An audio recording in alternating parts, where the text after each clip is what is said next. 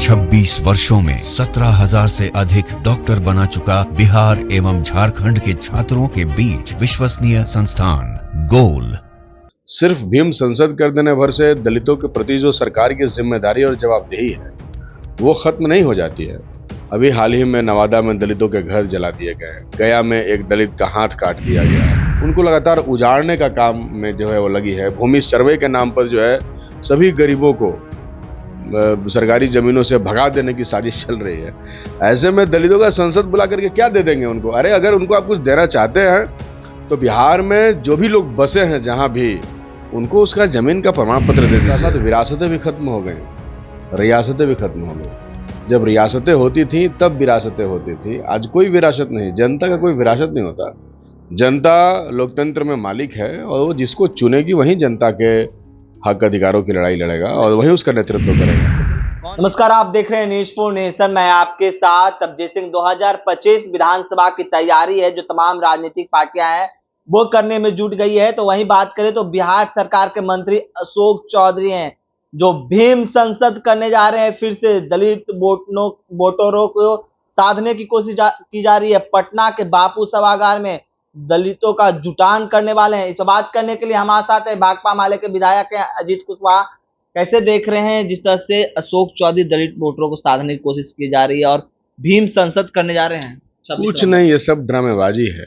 ऐसे ही सत्ता के लोग नशा में चूर होकर इस तरीके का कार्यक्रम करते रहते हैं।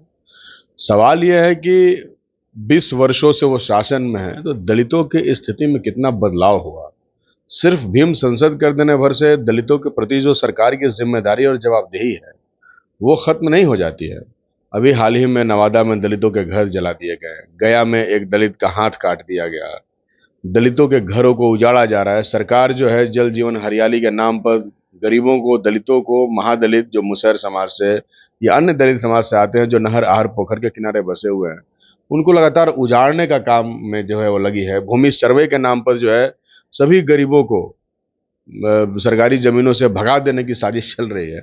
ऐसे में दलितों का संसद बुला करके क्या दे देंगे उनको? अरे अगर उनको आप कुछ देना चाहते हैं तो बिहार में जो भी लोग बसे हैं जहां भी, उनको उसका जमीन का प्रमाण पत्र दे दीजिए, सभी को घर बनवा दीजिए, गरीबों के काम का व्यवस्था करिए। सबसे ज्यादा पलायन बिहार में है, पलायन फैक्ट्री है बिहार। और सबसे ज्यादा पलायन करने वाले अगर जातिगत आधार पर आप सर्वे करने जाएंगे तो आपको दलित दिखेंगे। सबसे ज्यादा भूमिहीन दलित हैं।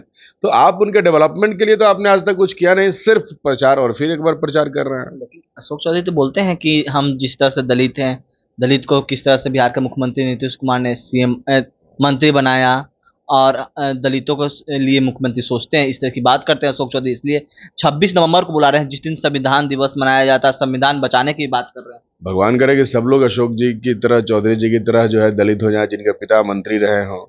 इतना बड़ा सौभाग्य तो बिहार के सभी दलितों का नहीं ना है जी। तो ये तो फर्जी बात है। आपको बना दिया, मुख्यमंत्री बना दिया, तो सारे दलितों को नहीं ना बना दिया। इसलिए दलितों की जो वास्तविक स्थिति है उससे दिग्भ्रमित करने की कोशिश किया जा रहा है। वो दिखा रहे हैं कि हम ही दलित हैं। आप दलित कहाँ से हैं? आप तो कहाँ से कहाँ चले गए? दलित नहीं है वो अशोक चौधरी। जाति से दलित हैं, कर्म से दलित नहीं है, स्वभाव से दलित नहीं है, जीवन के अन्य व्यवहार में दलित नहीं है। बिल्कुल। क्या लगता है दलित के लिए वो काम नहीं करते हैं अशोक चौधरी? बिल्कुल नहीं। वो कभी न किया है न कर सकते हैं। वो कर भी नहीं सकते, उनसे होगा ही नहीं होगा। वो तो दलित विरोधी लोगों के साथ खड़े रहते हैं। अब उनको पता है क्या कि दलितों की स्थिति बिहार में क्या है? नीतीश कुमार के किसी मंत्री को पता है क्या? अगर पता होता तो ये इस तरीके के कानून बना के दलितों को उजाड़ नहीं देते। लगातार बुलडोजर चढ़ा करके जो भी लोग बसे हुए उनको उजाड़ रहे हैं। तो क्या उनको चिंता है? दलितों की यह बात चर्चा चल रही है। तो वही बात करें तो चिराग पासवान, जीतन राम मांझी ये भी कहते हैं कि दलित के बड़े नेता हैं। जिस तरह से अब सियासत ये भी हो रही है कि विरासत कौन संभालेगा, रामविलास पासवान का विरासत का असली उत्तराधिकारी कौन है? तो चिराग पासवान है या पशुपति कुमार पारस है? पशुपति कुमार पारस भी रामविलास पासवान के भाई हैं और मांझी जी को कहा जा रहा है। कौन है असली? देखिए बॉस, राजतंत्र खत्म हो चुका है।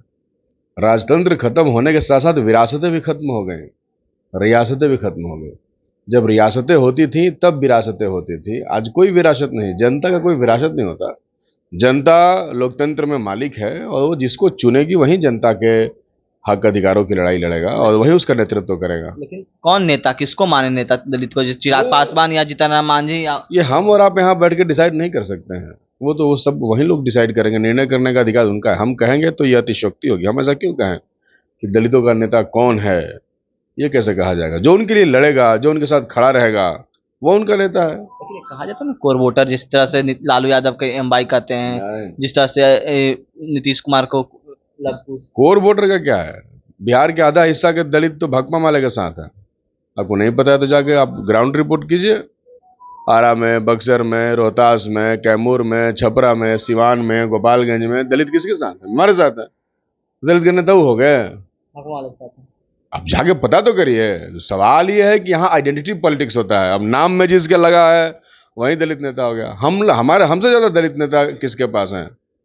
हमने उनको आइडेंटिटी दिया, हमने पहचान दिया। आपने देखा कि हमारे दलित विधायक मनोज मंजिल को जेल में डालकर उनकी सदस्यता खत्म कर दी गई और हमने उनके जगह पर शिव प्रकाश रंजन जी को एमएलए बनाने का काम हमारी पार्टी ने किया, जो एकदम वास्तव में वो दलित के घर से आते हैं। आप उनको देखे होंगे कभी?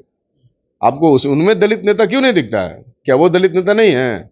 दलित नेता वही है जो किसी मंत्री के बेटा हैं या किसी बड़े आदमी घर से आता है। आप उनको दलित नेता क्यों नहीं मानते हैं? शिव प्रकाश रंजन को क्या वो दलित नेता नहीं है? क्या हमारे सत्यदेव राम जो विधायक दल के उप नेता है वो दलितों के नेता है कि नहीं है? वो दलित भी है और दलित के नेता तो हम खुद हैं।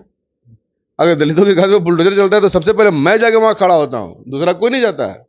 इसलिए ऐसा कुछ नहीं है। ये आवरण बनाया जाता है जिससे लोगों को दिग्भ्रमित करके और जनता के वोटों को डाइवर्ट किया जा सके, लेकिन ऐसा होने वाला नहीं है। बिहार में तमाम नेता यात्रा पर हैं। उपेंद्र कुशवाहा दूसरे चरण की यात्रा पर निकलेंगे, तेजस्वी यादव भी यात्रा पर निकलने वाले हैं, कैसे देखते? नहीं, ठीक है, यात्राएं करनी चाहिए। यात्रा करने से जनता की मतलब जो समस्याएं हैं वो ठीक तरीके से समझ में आती है। हम लोग जब बात करते हैं हाउस में, सदन में, तो उसके पहले कई सारी यात्राओं के दुखद और सुखद अनुभवों को लिए हुए हम लोग खड़ा होते हैं। तो आप जब जनता के बीच में यात्रा करेंगे तो स्वाभाविक है कि आप जनता के वास्तविक सवालों से जुड़ेंगे और तब आपको पता चलेगा कि नमक तेल का भाव क्या है। यहाँ तो जोड़ तोड़ करके समीकरण इधर उधर बिठा करके आप सदन में आ जाते हैं। आप जोड़ तोड़ करके समीकरण पैसा बहा करके आप असेंबली में सरकार बना लेते हैं और आप कानून पर कानून पास करते रहते हैं। आप समझते नहीं तो उस कानून का किसके जिंदगी पर क्या असर पड़ रहा है। तो जरूर आप अगर जाएंगे तो वो समझ पाएंगे कि इन कानूनों का जनता के जिंदगी पर क्या असर पड़ रहा है। तो आप सब तौर पर सुन रहे थे भाकपा माले के जो विधायक हैं अजीत सिंह कुशवाहा, उनका क्या कुछ कहना है? तमाम खबर न्यूज़ पर